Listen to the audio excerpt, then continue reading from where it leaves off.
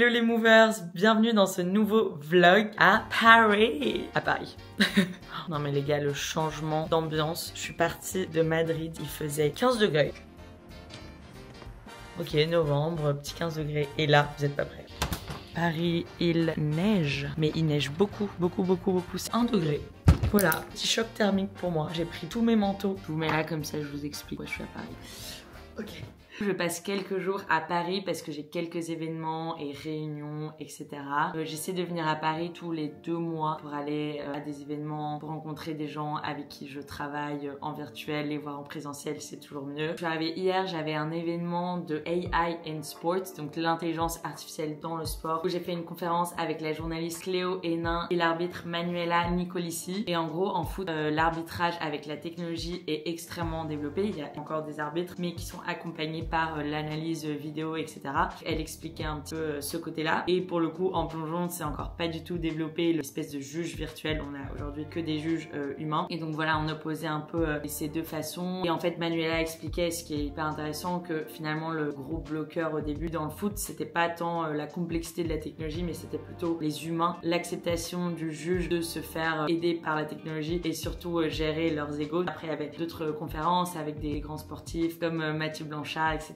Et donc voilà, j'ai passé toute l'après-midi à Station F, c'était super, mais j'étais crevée, j'étais trop à la bourre, il y avait plein de gens et tout, donc j'ai pas réussi à vlogger ça. Par contre, aujourd'hui, je vous emmène dans ma journée, pas mal de trucs cool. Alors le fait qu'il neige, ça va un peu compliquer mes déplacements, parce que moi à Paris, je me déplace toujours à vélo. Je vous avoue que je déteste les transports en commun à Paris. Et qui dit grosse journée, dit café obligé, donc c'est parti.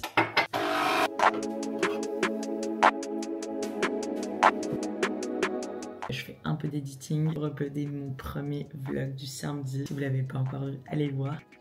Comme d'habitude, je n'ai pas vu le temps passer, donc on a 15 minutes pour se préparer, se laver les cheveux, sachant que je vais essayer d'y aller à vélo, mais il neige de ouf, il neige beaucoup. En vélo, c'est 1 demi-heure et en transport, c'est 1 heure, donc je peux pas y aller à vélo. Je suis dans la... Let's go. Perdu ma chaussette. Ah. Là, on part sur un outfit multicouche, toutes les couches que j'ai dans ma valoche pour affronter ce froid. Un peu d'huile Kerastase, une best huile ever. Ceci n'est même pas une pub. Oh, mon collier il est assorti à mon petit gilet, trop mignon. Ah, vous étiez encore là. Là, on va mettre ce gros manteau qui est pas du tout waterproof. Donc en fait, il va être trompé. On va voir dans quel état j'arrive à mon déjeuner. Et là, vous n'êtes pas prêts pour l'accessoire ultime, le bob waterproof réversible.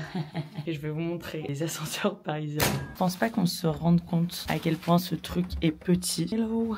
Tu tiens à une personne normale ou 2 top modèles là-dedans. C'est minuscule. J'ai vraiment l'air d'une vieille dame avec mon bob léopard. We don't care, ok guys. En Espagne c'est ok d'être en retard, mais en France pas trop. Je vais vous montrer ce que je dois affronter à vélo là, vous êtes prêts? Enfin vous êtes prêts, mais moi je sais pas si je suis prête. Oh my god. Il y a de la neige partout. Je sais pas ce qui est le plus courageux, si c'est de plonger à 20 mètres ou de faire du vélo sous la neige à Paris. C'est horrible. Ah, c'est horrible. C'était interminable ce voyage. Je suis trempée. Ouais. Voilà, donc là on fait un petit resto italien. Il est 15h, il n'a pas arrêté de neiger depuis 10h ce matin. Je sors de mon déjeuner avec mon petit frère qui mesure 2 mètres, donc qui est clairement beaucoup plus grand que moi, et sa copine. Et là je vais chercher un petit café pour me poser et bosser un peu. Et je me suis rendu compte que je suis vraiment une bolosse, parce qu'en fait j'ai fait 30 minutes de vélo parce que j'avais vu qu'en transport c'était 1 heure. Et en fait c'était pas 1 heure, mais sur Google Maps j'avais mis l'option que bus, sachant qu'à Paris tout le monde se balade à métro et que c'est le métro le transport le plus rapide. J'ai fait cet horrible trajet à vélo où j'ai cru que j'allais mourir de froid alors que j'aurais pu tout simplement prendre le métro.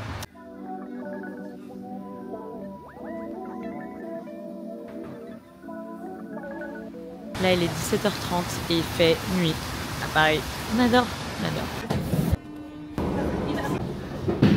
J'ai 30 minutes devant moi avant de me préparer. Je vais faire un petit peu de mouvement, de mobilité. Cette semaine, je n'ai pas pu m'entraîner en plongeon parce que je me suis fait mal au dos. Et ça fait déjà 3 semaines. J'ai eu mal au dos. Ensuite, j'ai repris l'entraînement et je me suis refait mal. Donc là, il faut vraiment que je m'arrête au moins une semaine. À Madrid, je faisais de la natation, du vélo et des exercices et tout. Et normalement, quand je suis à Paris, je vais m'entraîner à l'INSEP. Mais du coup, c'est hyper loin pour moi. Donc, j'allais pas faire 2 heures de trajet juste pour faire un peu de mobilité. Pas non plus rien faire parce que sinon je vais revenir à mon entraînement de plongeon et ça va être hyper dur. On va bouger ensemble un petit peu.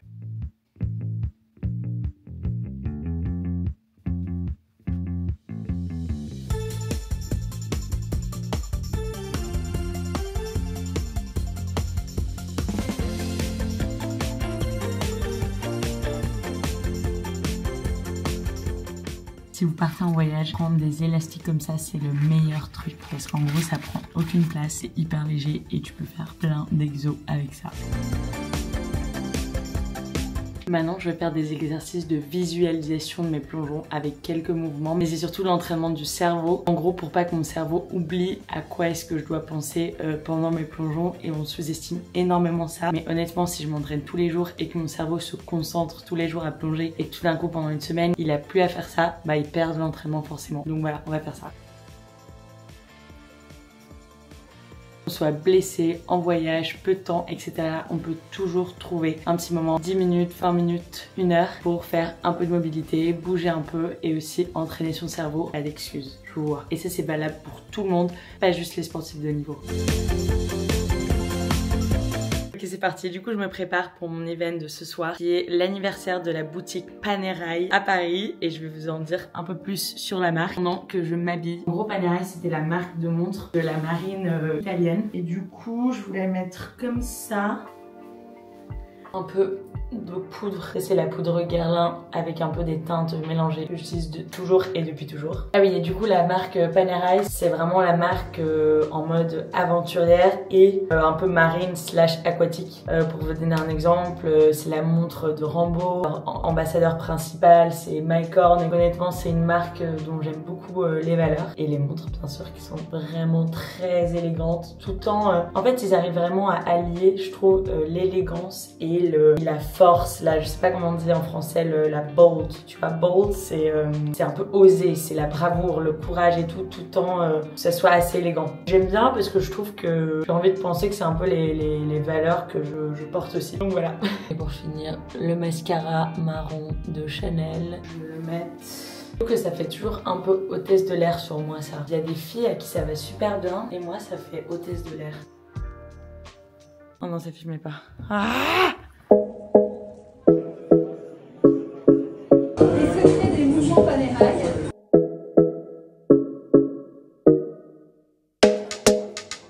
Buenos dias. Non, je suis pas de retour en Espagne, je suis toujours à Paris. C'est le lendemain de l'épisode de neige et il fait grand soleil. Je suis ravie.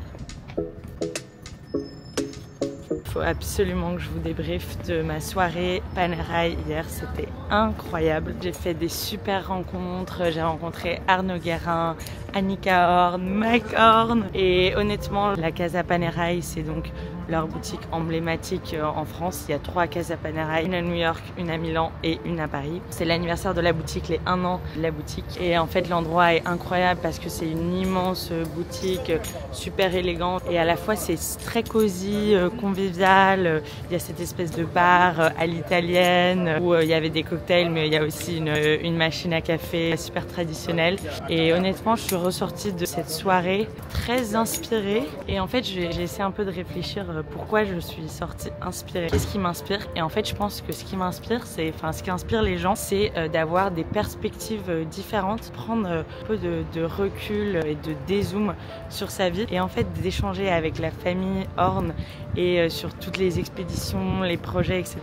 J'ai un peu fait un dézoom sur ma vie qui est l'entraînement, les compétitions, le contenu etc. Je me suis dit mais en fait le monde et la vie c'est tellement plus et aussi sur le côté nature où c'est tellement important de connecter plus avec la nature, ce que j'essaie de faire mais je pense que je fais pas assez. Et bref, ça m'a un peu fait réfléchir, que je pense que je me mettais un petit peu des limites dans mes projets. J'avais un peu comme un aquarium avec des parois. Donc ces rencontres m'ont fait un petit peu ouvrir mon aquarium et voilà, j'en ressors très inspirée et avec une envie de rêver plus grand, de plus de projets, etc.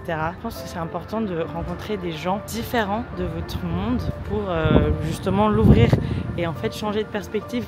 On traîne toujours avec les mêmes gens, mais parfois de rencontrer des gens qui ont des vies très différentes, ça ouvre un peu, je pense. On va prendre un petit café en terrasse. Let's go.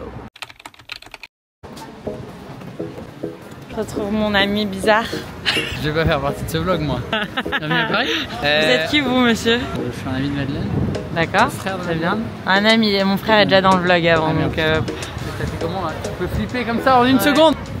Hello. Il fait déjà nuit et j'ai pas arrêté. Je vais traverser tout Paris 3 fois, je pense. Mais j'avais un rendez-vous dans le 15e avec David de Maggie, qui est une entreprise avec qui je vais commencer à travailler pour proposer des conférences en entreprise sur les parallèles entre le sport de niveau et le sport extrême et les enjeux d'entreprise. Donc c'est trop cool.